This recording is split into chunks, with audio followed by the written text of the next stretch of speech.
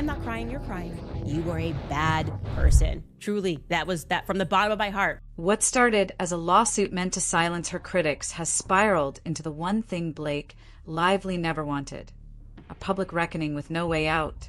It was supposed to be quiet, a quick legal cleanup, a few press releases, and Blake Lively could finally move on. But that isn't how Hollywood works anymore.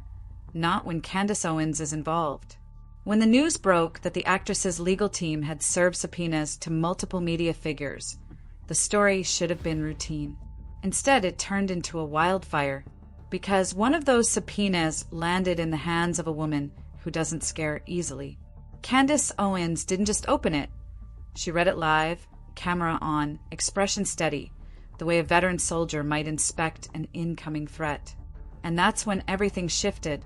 Apparently, I've been subpoenaed. I'm not crying, you're crying, she joked, voice sharp enough to cut through the tension. Haha, joke's on you, Noah. Joke's on you, because now you've got to read by subpoena. Within hours, the clip spread like gasoline on dry grass. Suddenly, what began as a defamation lawsuit wasn't about reputations, it was about power. Blake Lively, once Hollywood sweetheart, had waded into a fight she couldn't control. And the more she tried to contain it, the louder it grew. Because here's the thing about Candace Owens. She doesn't whisper her defense, she live streams it. And this time, she wasn't just defending herself. She was defending something bigger, the right to speak.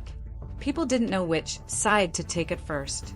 On one hand, there was Blake, glamorous, successful, seemingly unbothered. On the other, Candace, bold, relentless, and utterly unfiltered. But when subpoenas started dropping like confetti, the internet didn't see justice. It saw a cover-up. What began as a routine discovery request now looked like a fishing expedition. So it's a fishing expedition because she wants to know now who's talking trash about her. Wake up, sweetheart. It's everyone. One designed not to find truth, but to find voices. Emails, messages, sources. Anything that could trace the leaks exposing Blake's lawsuit. And that's where it got ugly. Because Owens wasn't alone. She wasn't the only one Blake's team had gone after. Perez Hilton, Andy Signor, even smaller creators who had barely mentioned the lawsuit online started receiving quiet warnings. To them, it didn't feel like law, it felt like intimidation. And for a celebrity who once built her career on charm and grace, that image was beginning to crack. One headline at a time.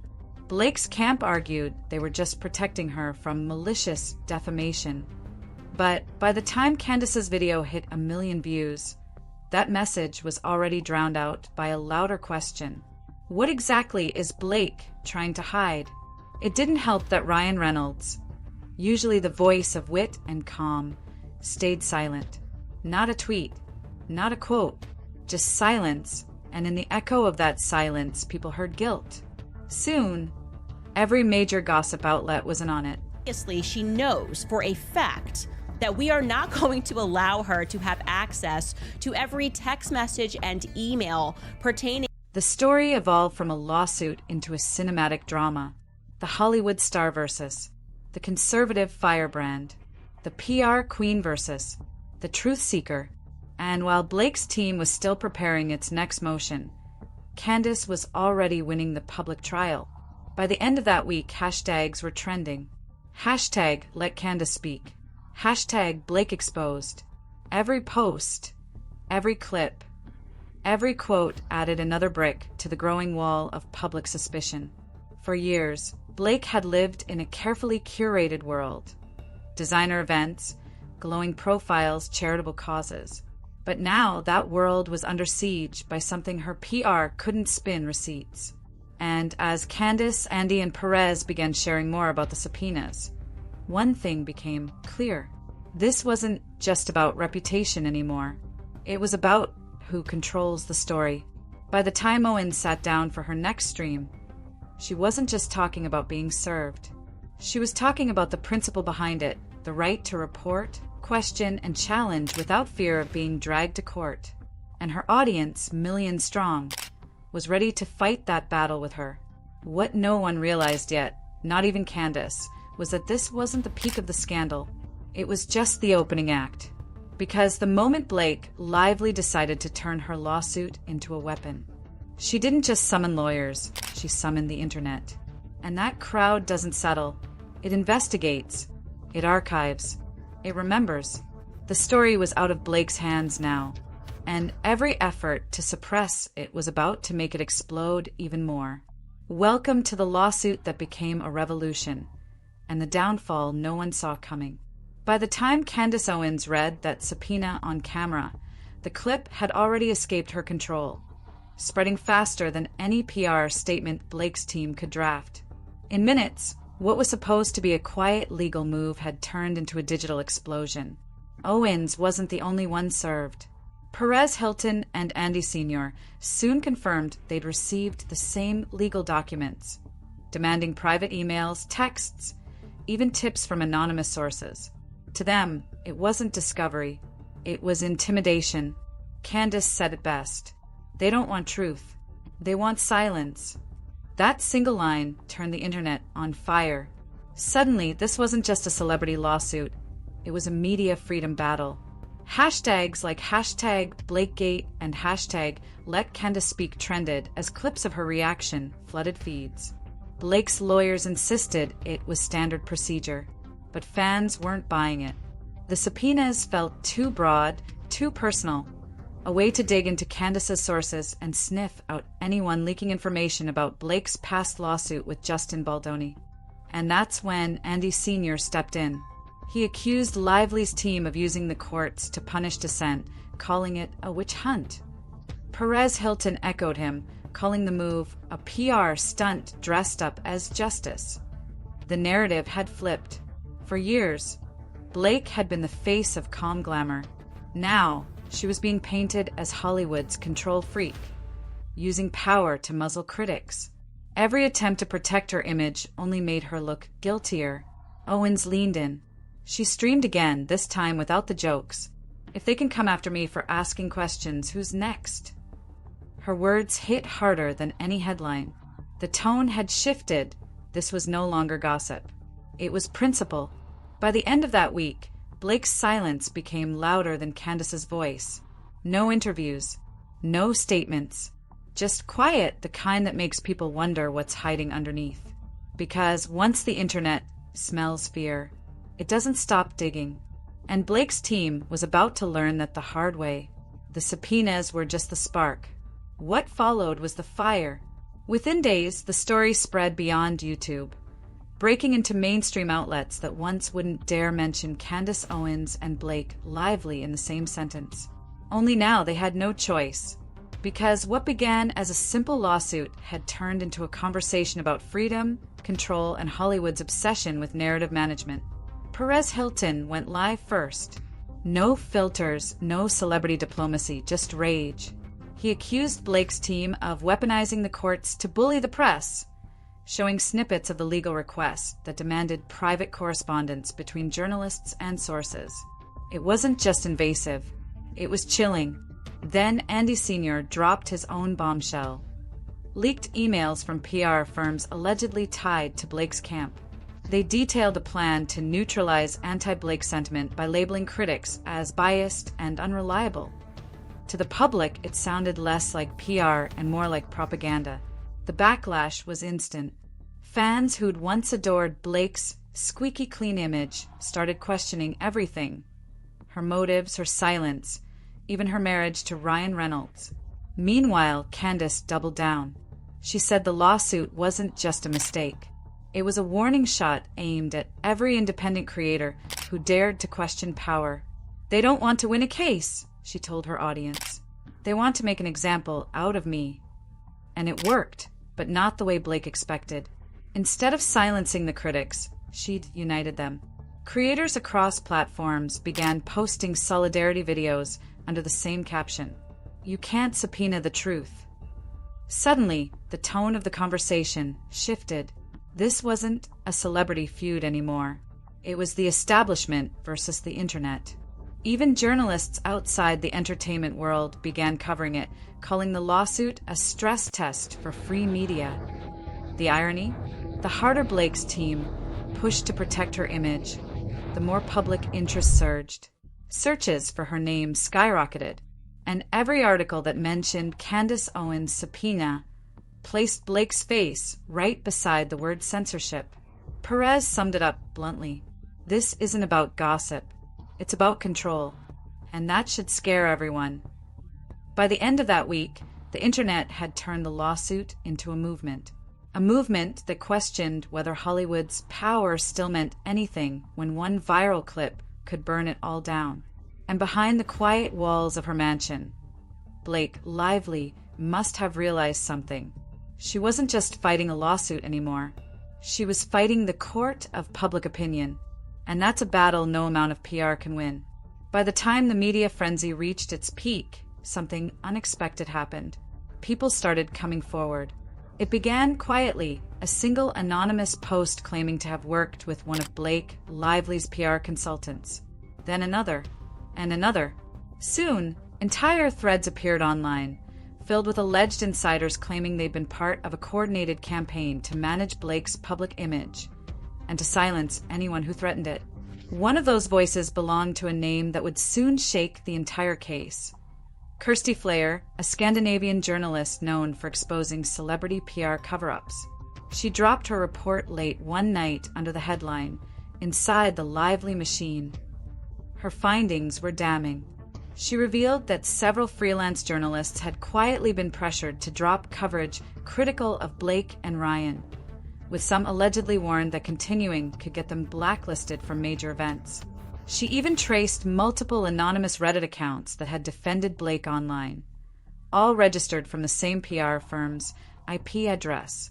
It was the kind of proof people had been waiting for, not rumors. Receipts. Candace Owens seized the moment. In her next live stream, she read Flair's report line by line, her tone equal parts disbelief and fury. "This isn't just about me anymore," she said. "This is about every journalist who's ever been told to sit down and shut up." The audience went wild. Clips of her reaction spread everywhere: TikTok, Instagram, X. Hashtags turned into battle cries. Hashtag truth over PR. Hashtag let the receipts speak. Meanwhile, Perez Hilton shared his own bombshell. Screenshots of alleged messages between publicists coordinating negative spin against Owens and Signor. To the public, it painted a picture of a calculated smear campaign, one designed to destroy credibility, not win a case. Andy Signor called it Hollywood's panic mode. And for once, everyone agreed. Because this wasn't just about gossip anymore. It was about what happens when influence becomes weaponized. The same machine that built Blake's reputation was now collapsing under its own weight, exposed by the very people it tried to silence. The irony was almost poetic. For years, her brand had thrived on perfection, the flawless Instagram aesthetic, the loving couple interviews, the America's sweetheart narrative. But perfection, once cracked, doesn't just crumble, it explodes. And as Candace, Perez, and Kirsty kept peeling back the layers, one question began echoing across every platform. If this is what Blake Lively is doing in public, what's happening behind closed doors? It was no longer about a single lawsuit or a few angry influencers. It was about truth versus control, and which one would survive when the spotlight finally turned off. If there was one person Hollywood couldn't silence, it was Perez Hilton. For years, he'd built his empire on exposing the very system that made stars untouchable. And now, that system had turned on him. When Perez received his subpoena, he didn't lawyer up quietly, he went public. Live on Instagram, eyes blazing, he read parts of the document and laughed. "They want me to hand over every message I've ever sent about Blake Lively? Honey, that's not discovery, that's desperation." The clip hit 1 million views in less than a day. Perez accused Blake's team of trying to make an example out of him, calling the move Hollywood's new censorship tactic. And the internet agreed. But what really sent shockwaves through the industry wasn't Perez's sarcasm, it was what came next. He revealed screenshots of legal threats, sent not just to him, but to smaller bloggers and creators who had merely mentioned Blake's lawsuit. Tiny accounts with barely 5,000 followers were being told to take down posts or face potential legal exposure. It didn't look like protection. It looked like a purge. And suddenly, the fear was everywhere. Podcasters whispered about being next. Writers double-checked old tweets. It wasn't just Candace Owens under attack anymore. It was the whole idea of independent commentary. Perez turned that fear into fuel. He called the campaign Hollywood's version of digital warfare, accusing publicists of using lawsuits to choke conversation before it could go viral. "You can't sue every opinion," he said. "You can't subpoena every thought." That quote became the headline on a dozen news sites. And just like that, Perez, the man once vilified by celebrities, became an unlikely defender of press freedom. Meanwhile, Blake Lively's silence was deafening. Weeks had passed since the subpoenas, yet she hadn't spoken a word publicly. Not one post, not one denial. Her team's no-comment strategy had turned from dignified restraint to suspicious quiet. Even within Hollywood, whispers began. Other stars, usually untouchable, started distancing themselves. PR insiders leaked that clients were worried about being linked to her name. Because if Blake could fall this fast, anyone could. The narrative had flipped completely. What started as a lawsuit meant to protect her brand had now become the very reason it was falling apart. And Perez wasn't done. He teased that he had more to share. Screenshots, timelines, and insider texts proving Blake's team had orchestrated targeted takedowns of critics. The internet braced itself. Because when Perez Hilton says he's about to drop something, he usually means detonation. For Blake, the question was no longer about winning in court. It was about survival, reputation, relevance, and the fragile illusion of control. By now, the story had outgrown its origin.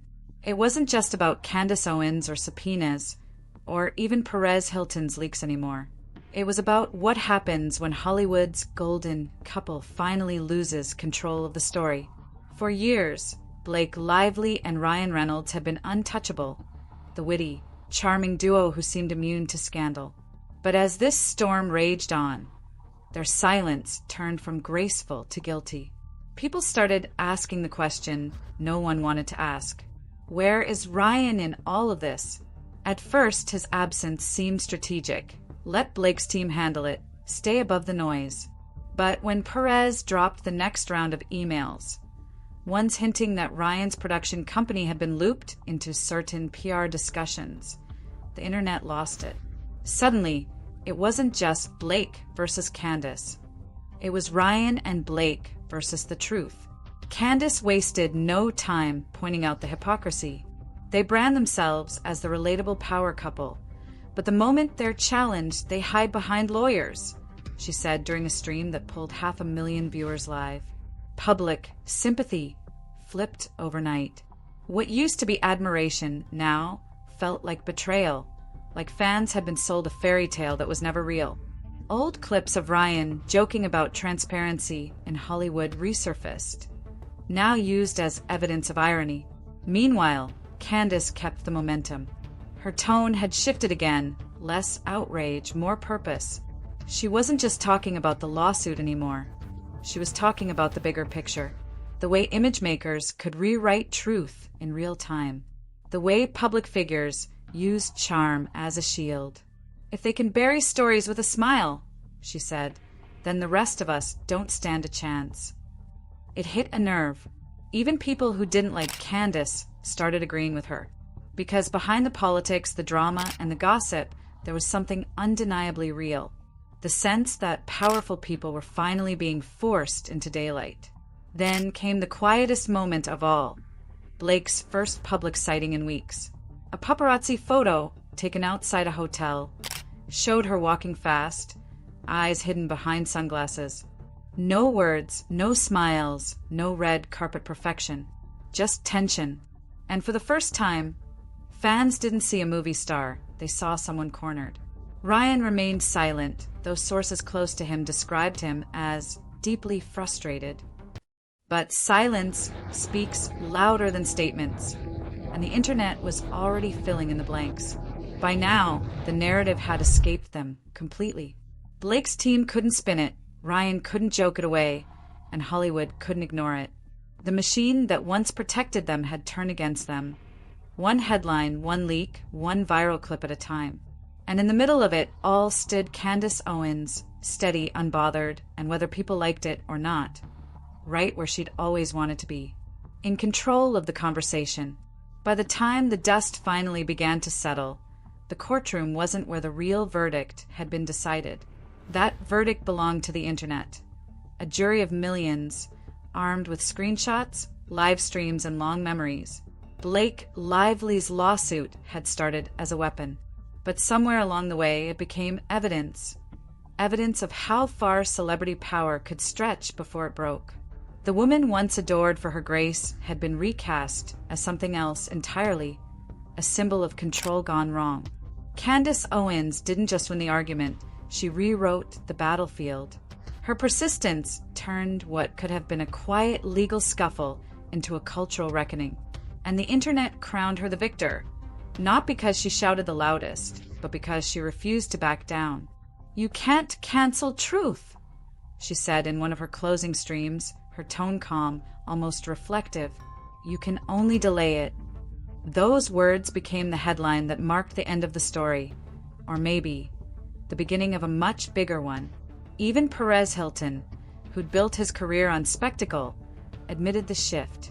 He called it a moment of accountability Hollywood never saw coming. Andy Signor agreed, saying the lawsuit had ripped the curtain off an industry that thrives on illusion.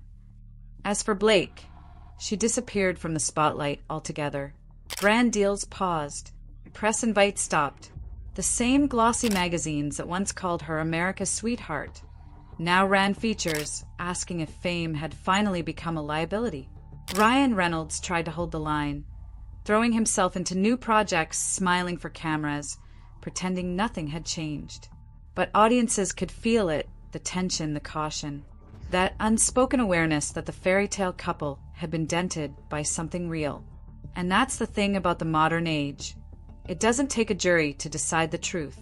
It takes a few viral clips, a brave voice, and a public tired of being managed.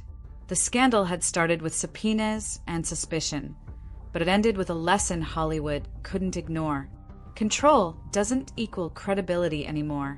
The audience decides who's honest, and once they've turned, there's no script that can save you.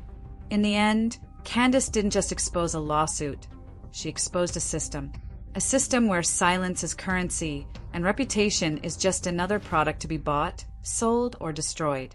Blake Lively may have won awards, built a brand, and crafted an image that looked untouchable. But in the age of receipts and resistance, perfection doesn't protect you. Transparency does. And for Hollywood's elite, that realization might be the scariest verdict of all. Because this wasn't just Blake Lively's downfall, it was a warning. A reminder that in today's world, truth doesn't hide behind power. It hides in plain sight, waiting for someone brave enough to say, "I see it.